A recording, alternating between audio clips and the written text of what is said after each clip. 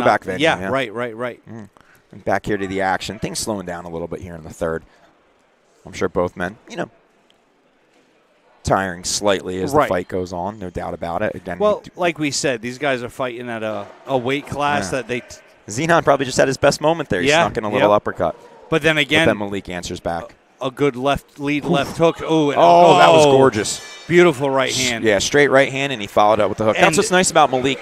Like, the next level of boxing that somebody like Malik knows is to let the combinations go. Too many guys, single shots. And he's got fast hands. Yep. He reacts quick when that first shot lands. And he's having a lot of success in that southpaw stance, which as far as I know, is not his typical not his typical approach, Yeah. And again, very calm corner. Right there, that back left hand was and I know Zenon laughed it off after, but usually in my experience when a guy laughs off a punch or shakes their head, it's an usually acknowledgement because they felt it. At least it landed. Right.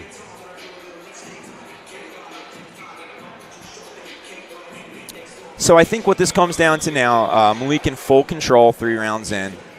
Does he want to get the stoppage? Does he want to have a moment where he lets everything go to try and finish with a knockout? Or is he content to have a great 4-round unanimous decision win? So we'll find out shortly. At the beginning here. Yeah. You would like to see him dig, though. You'd like to see the stoppage, But Zenon's proved to be very, very tough. Right, but who wouldn't want to end their career with a knockout victory? Yeah. But a shutout doesn't hurt either. Right, of course. Either way. Yeah. Like you said, especially in there against a tough man like that. Right. He did not come here to lay down in any way, shape, or form, and you have to respect that. Unfortunately, occasionally you do run into that with MMA fighters who tiptoe in boxing because they don't care about their boxing record. That's not what happened here tonight. Right. The Phenom has come to be here all night.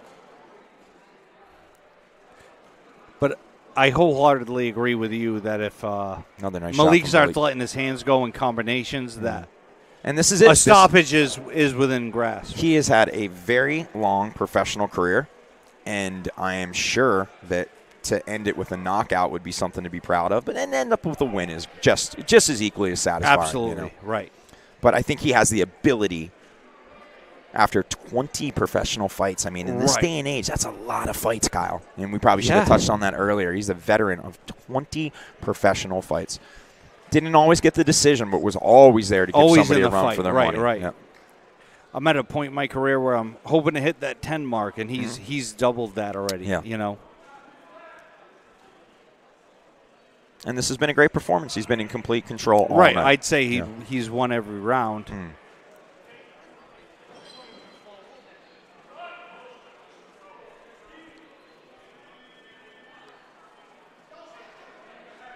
You wonder what's going through his mind at a time like this. This is it. This is something that this man has done. This might be the last time you step through those ropes. Yeah. Could be the last time he legally assaults another human being. Right. Hopefully he's not doing that regardless. He's a gentleman by all means. But he's having fun. You can see he's smiling. You just wonder, in his mind. Good left, right. Is he taking in that this is the beautiful straight right hand? Swish back to orthodox and landed a beautiful straight right hand. Here he goes. And I think beautiful body shot. Look at that with 35 seconds left. Are we waving her off already? It looks like it's not a very emphatic wave off, but he got it. He got the stoppage in his last fight. Congratulations, Malik Johnson. Look at that. A right uppercut to the body. And now wonderfully placed. Now it flips because you look at Herrera and you're like, oh, man, you were 30 seconds away from going all 4 rounds. Right. Single body shot just like that. But I will say, as impressive as headshots are, body shots hit different, and Zenon bringing Malik down for a quick little prayer. Very common in the MMA community. Got to respect that show of respect between both men. Let's see if we can get a replay of this shot. Touches him with the jab. Right hand up top, and I think it's right here after the hook. There was that beautiful straight right. That was a little earlier. Yep. And you see Malik just being out of range of all these punches. And what was smart, he'd been headhunting all night, and there's nothing wrong with that. He has not gone and touched the body, and as soon as he did, That was it. Feels like it's there coming. It is. Oh, yep. Beautiful. It was an uppercut. Right uppercut. Yep, wow, right to right the uppercut. And he actually stood. Solar plexus. He stepped through with it, too, which was interesting. Beautifully landed shot. Can't ask to go out a better way. Yeah. Winning 4 in a row, all on Boston Boxing Promotions with a stoppage in the last 30 seconds of your final professional fight. That's awesome. Congratulations to Malik Jackson. He's been a real stalwart of Boston boxing, and really proud that he's had a wonderful career. But we are down to one more free bout before we switch over to pay-per-view for a ready really to see, stacked card. Yeah, getting ready to see a prospect by all means. Joseph Ordono has come up from his home in Allentown, Pennsylvania. Yep. We're definitely going to have to reference the great Billy Joel song, Allentown. Gorgeous 100%. song. Yep. Billy Joel, who just played his 150th performance at Madison Square Garden. Amazing.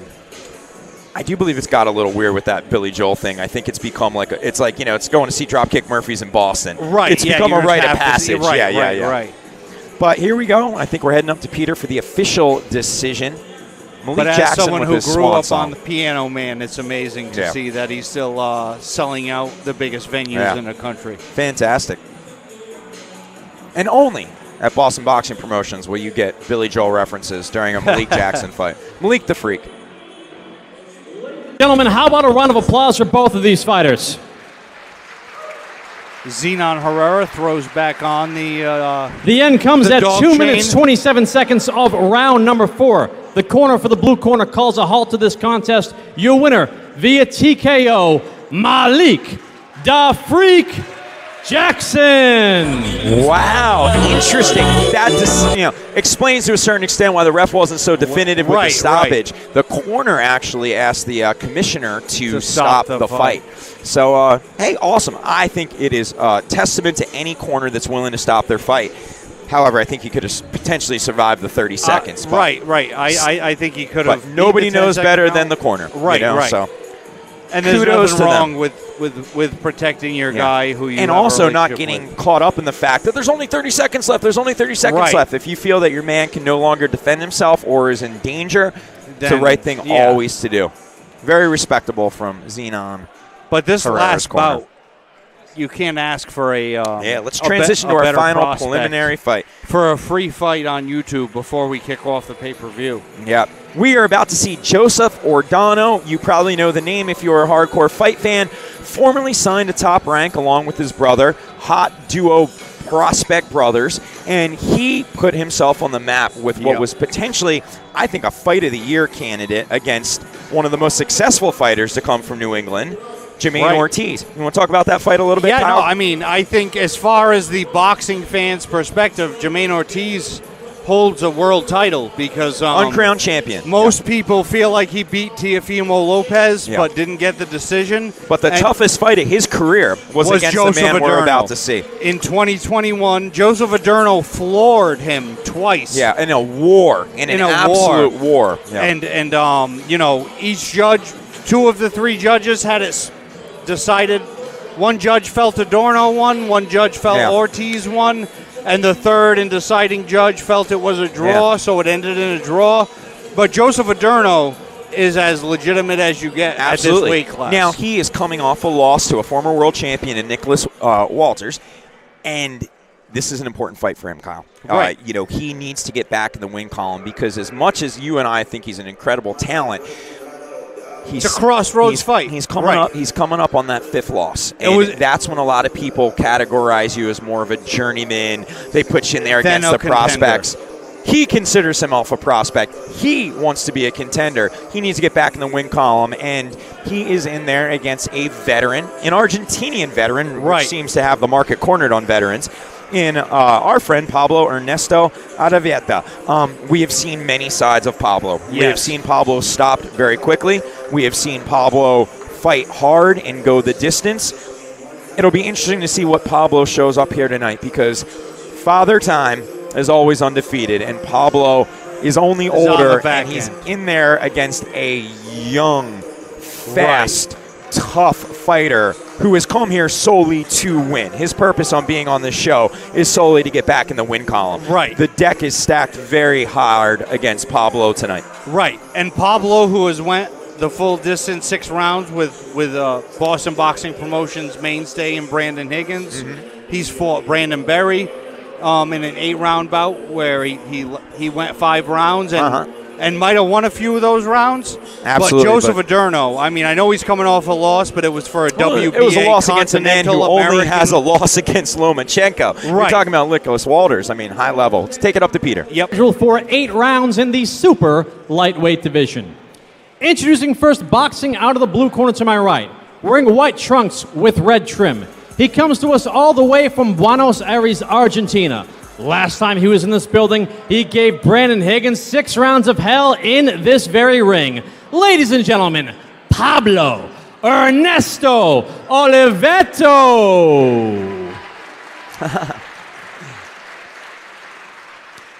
And his opponent, standing directly across the ring, fighting out of the red corner to my left, wearing Celtic green trunks with white trim.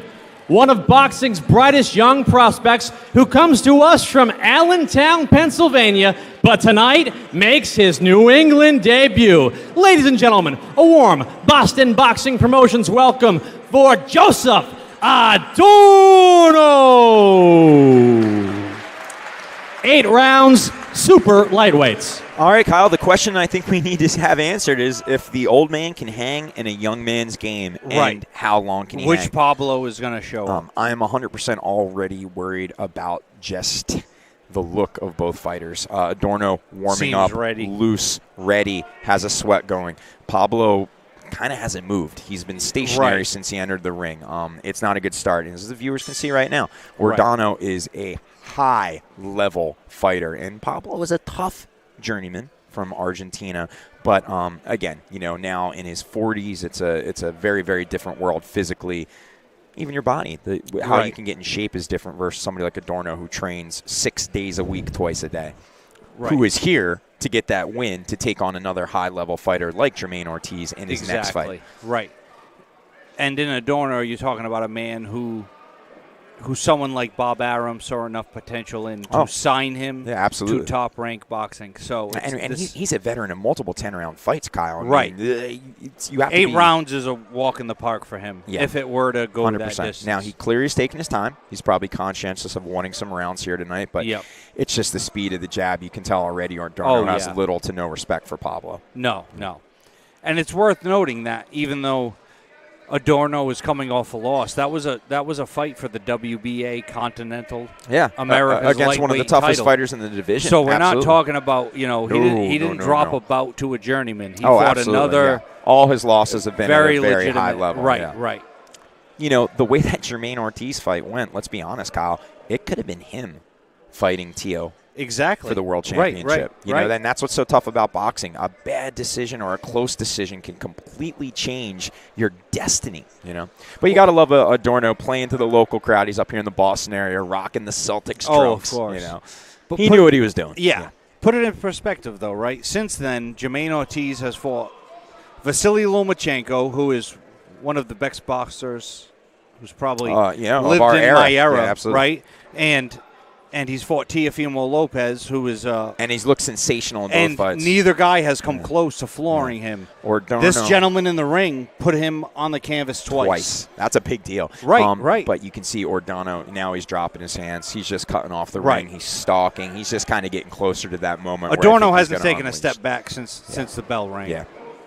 And the speed. And he must have caught him. I think he doubled up the left hook and caught him with the second one. Looked like he caught him on the tip of the head right there. And Pablo's not going to make that I don't count. think Pablo's getting up. And Adorno gave him the shovel, and that's going to be it. Yeah. That was a fast shot. It looked like he doubled up on the hook, and it looked like he caught the top of the head. I think the second one caught him. Yeah. Honestly, it looked like Pablo didn't even know what happened there, to be honest with you. Right. And like you said, you never know. Brandon Higgins is a formidable opponent that he went 6 rounds with and never necessarily looked like he was in trouble. Let's check out the replay here. Tonight, stalked him right into the corner. Under 2 minutes. The second left hook. Yeah. And Pablo, he was on Queer Street there for sure. Yes, for sure. Hopefully he's okay. Luckily, he only took 1 shot. And 2 shots maybe on the top of the head. Right. He's okay. But this is exactly what Joseph Adorno was looking for. Yeah. Fighting a guy with They're 28 professional fights. Yeah. And yeah. I mean, there's levels to this starch game. them. 100%. Yeah. And Pablo showing respect to him. Yep. I don't think Pablo's been in the ring with a force like that in quite a while. No, right. Yeah. Well, it'll be interesting to see where Joseph Ordono goes next. Right. Yeah, I'm sure he's looking for a major opportunity. Obviously, has great training, great management. He's probably looking to get right back in the ring with somebody at his stature to kind of cement a ranking, which was a place that he was at before that last loss to Nicholas Wallers. Let's go up to Peter Zimboa. Gentlemen, the end comes quick. 1 minute, 56 seconds of round number 1. Your winner via KO. He's back, Joseph Ordono. There he is. Ladies and gentlemen, we are reminding you, if you are joining us on YouTube, thank you for being here with us. I'm Chris J. This is my good friend Kyle. You are watching Boston Boxing Promotions. We are now switching over to Combat Sports Now for the pay-per-view portion of the card. We have 7 amazing fights coming. We got Jonathan Delgado, Andrew Perez, Douglas American, Nikki Tejada, Jared DeGangi, Nick Molina, and the WBC International Heavyweight Championship between Andre Nowitzki and Keith Rydell Mays Jr. Kyle, let's talk about that fight. We want to urge all our viewers, thank you for joining us. Please tune in next time. But keep the action going. Keep the fights going. Visit us on CombatSportsNow.com. You don't want to miss Andre's fight. It is on the homepage. The meat of the card's coming up. All 7 fights going to be sensational. Please join us over there. And if you are watching already on Combat Sports Now, absolutely. How you doing? Welcome. This is Chris and Kyle. We've been on YouTube for the past half hour, and we're happy to be here on Combat Sports Now for our 4th fight of the night between Jonathan Delgado and John Medina to kick things off of the Combat Sports Now portion of the card. Kyle, you want to talk a little bit about Jonathan Delgado and John Medina? Absolutely, yeah. So Jonathan Delgado trains with my former trainer, Aaron Bernardo, still a good friend out of Bernardo's Boxing. He's 1-0 with 1 knockout right now as a professional, but he paid his dues as an amateur. He's the 22, 147 New England and Rocky Marciano champion. He was a 2023 Southern New England Golden Glove champion. He's got a victory over Austin Keller in the amateurs, who's been a Boston boxing mainstay over the last 18, 24 months. So, I'm sure Jonathan's looking to come out and if he can, make quick work out of John Medina, who comes from a more MMA background, but is no stranger to the bright lights, as Jonathan Medina recently competed on an MMA card at Foxwoods Casino. Doesn't get much bigger than that. He fought on a card with Jorgen De Castro, a good friend of mine, who is the NEF heavyweight champion and also the champion of CES, which was the card that they were on. So a champ, so to speak. So yeah, I don't expect Medina to be by any means influenced by the crowd here. He's been under bright lights before, but I do think Jonathan Delgado has the boxing pedigree advantage over him. Yeah, very interesting about John Medina from Providence, Rhode Island. Kind of comes off as a very spiritual guy, Kyle. He's wearing